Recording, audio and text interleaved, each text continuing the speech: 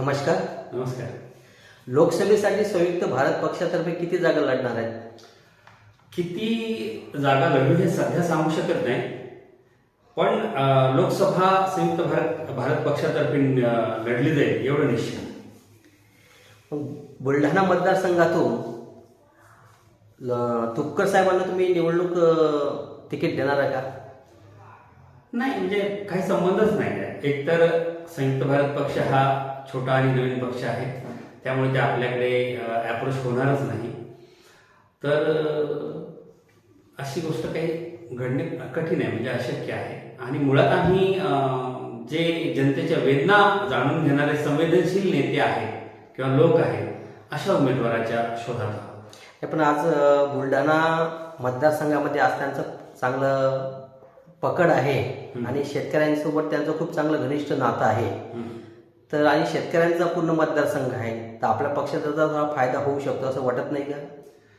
नाही, तो भ्रम आहे त्यांचा, किंवा ते तसं चित्र निर्माण करतायत की त्यांना शेतकऱ्यांचा आणि बुलढाणा जिल्ह्यातील तरुण वर्गाचा खूप सपोर्ट आहे, असं ते वातावरण निर्मिती करतायत. कारण ते जे तंत्र आहे त्यांचं, ते तंत्र वापरत आहेत. म्हणजे आता ते दोन गोष्टी करतायत. त्यांनी आता खाली मुलाखत दिली होती, कदाचित तुम्ही पाहिली माहित नाही मला. त्यात ते बोललेत की मला तरुण वर्ग आणि शेतकऱ्यांकडून खूप दबाव आहे की तुम्ही लोकसभा निवडणूक लढा आणि तिथे लोकसभेत जाऊन शेतकऱ्यांचे प्रश्न मांडा.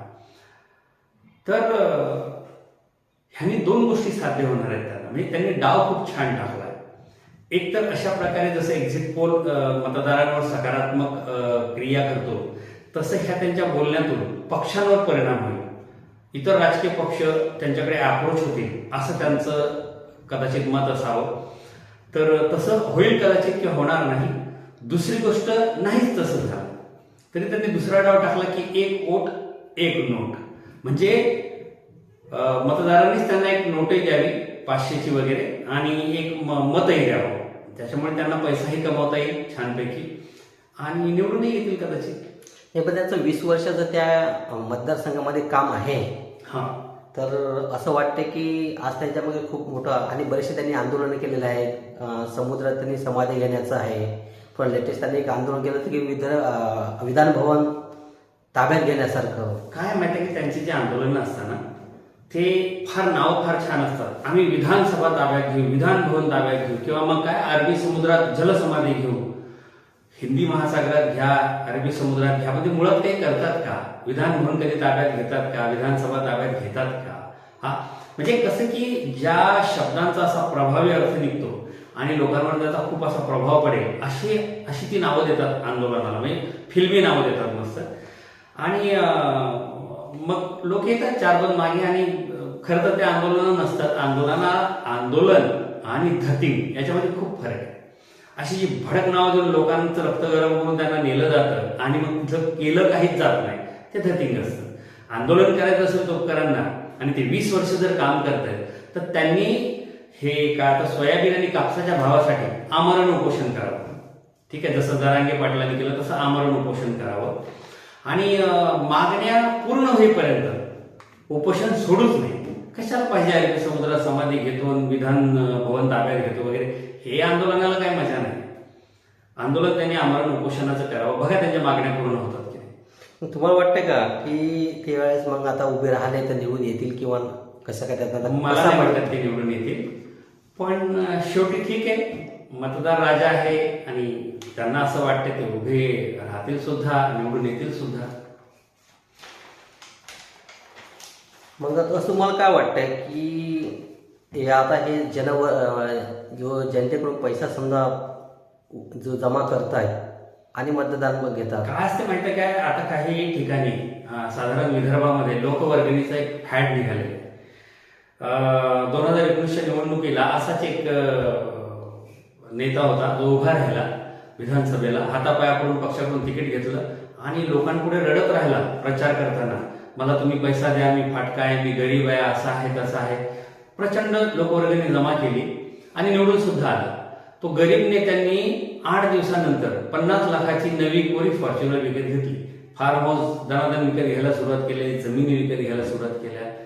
तर हा एक फंडा आहे निवडणुकीचा, म्हणजे लोकांच्या मनात सहानुभूती निर्माण करायची आणि मग हे असं आपलं साध्य करून घ्यायचं. तसं तर तुपकर साहेबांनी पण सांगितलं की मी पण फाटका माणूस आहे, रस्त्यावरचा माणूस आहे, गरीब माणूस आहे, शेतकऱ्याचा मुलगा आहे. तुम्ही तुपकरांना पाहिलंय का?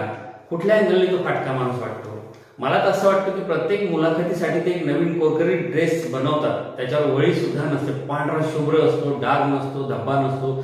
तर कुठून तुम्हाला ते असं फाटका नेता वाटतात मला कळत नाही. म्हणजे खरं तर त्याच्या नावातच तुपकर असल्यामुळे गावरान तूप खाल्लेला एक मस्त सुदृढ माणूस, आणि तो म्हणतो की फाटका गरीब नेता आहे, हे शब्द मला नाही वाटत त्यांना लागू नाही पडत असे. मग तुम्हाला काय वाटते की आता येणाऱ्या 2024च्या निवडणुकीत कशा प्रकारचे तुम्ही उमेदवारांना म्हणजे आव्हान करणार?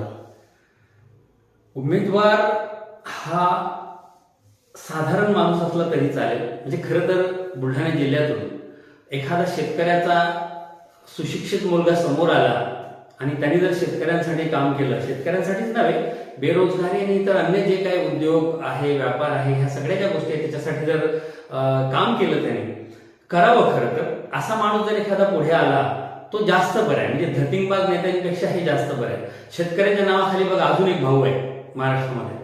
तो भाऊ काय करतो, म्हणजे खोकेपेटीचा प्रश्न आला की लगेच तो याला पण जातो. कुठे गेले होते ते मागे, आसामला वगैरे तिकडे जातो, गुवाहाटीला जातो, आणि लगेच तिकडून परत आलं की शेतकऱ्यांविषयी फार त्याला पोळका येतो.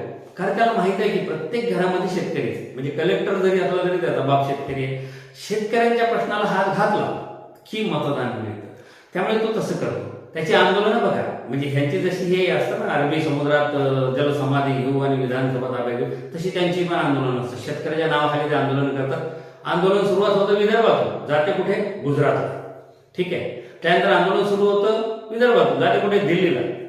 साधा एक कलेक्टरला ते आमच्या ह्या मागण्या आहेत असा पेपर सुद्धा देत नाही. फक्त ते धतिंगबाज आंदोलन असतं, त्याला असं मस्त नाव देतात आणि 5-50 गाड्या 100 गाड्या घेऊन धतिंग करतात. तर हे असे धतिंगबाज नेते आहेत ना, हे एक्सपोज झाले पाहिजे, यांना शेतकऱ्यांनी ओळखलं पाहिजे आणि आपल्यातूनच कोणाला तरी पुढे नेलं पाहिजे. आता पहिला शेतकरी कसा एक अडाणी होता किंवा अंगुठा छाप म्हणायचे, पण आज देशातला जो नावाला साक्षर आहे की आज सगळ्या नेत्यांमागे शेतकऱ्यांची तरुण मुलं आहेत बघा. झेंडे उचलायला, स्वतःचं पेट्रोल टाकून गाड्या घेऊन जिंदाबाद मुर्दाबाद करायला हे शेतकऱ्यांची मुलं आहेत. त्यांना कळत नाही की आपल्या बापावर आत्महत्या करण्याची पाळी जी आहे हे या नेत्यांमुळे आलेली आहे. तर त्यांनी समजलं पाहिजे की या लोकांचे आता झेंडे उचलणं बंद केलं पाहिजे. आज जर तुपकर म्हणतात की आम्ही 20 वर्षापासून शेतकऱ्यांसाठी काम करतो, स्वाभिमानी संघटना आहे जे काय ते, आणखीन अशा शेतकऱ्यांच्या शेकड्यांनी संघटना आहे, त्या शेतकऱ्यांसाठी काम करतात 20-20 वर्ष. शेतकऱ्यांचे किती प्रश्न सुटले सांगा मला. आजही त्या शेतकऱ्याचं पोट खपाटीच आहे, त्याला आत्महत्या करण्याची त्याच्यावर वेळ येते, त्याच्यासाठी कोणीच काही करत नाही. फक्त त्याच्या नावाखाली वातावरण निर्मिती करतात, प्लॅटफॉर्म तयार करतात. नाही तर आज नेत्यांच्या दारात फॉर्च्युनर उभ्या नसत्या, शेतकऱ्यांच्या दारात फॉर्च्युनर उभ्या असतात. मग आपल्याला असं काय वाटतंय की 2024 मध्ये जे उमेदवार असावे ते कोण्या प्रकारचे उमेदवार असावे? जनतेच्या वेदना जाणून घेणारे संवेदनशील लोक असावे, ना की त्यांचा भ्रष्टाचाराचा उद्देश असावा. त्यांना खरोखर विकासाची कास असली पाहिजे, असे स्वच्छ चारित्र्याचे लोक राजकारणात आली पाहिजे. आणि अशी लोक आल्यावर जनतेने त्यांना मतदान केलं पाहिजे. अशीच लोकांच्या शोधात आम्ही आहोत. अशी लोक जर आम्हाला मिळाली तर आम्ही त्यांना तनमन धनाने सपोर्ट करू. संयुक्त भारत पक्षातर्फे तिकीट देऊ, त्यांना निवडून आणण्याचा प्रयत्न करू आणि जे शब्द जनतेला देऊ ते पाळण्याचा आम्ही प्रयत्न करू. धन्यवाद साहेब. धन्यवाद.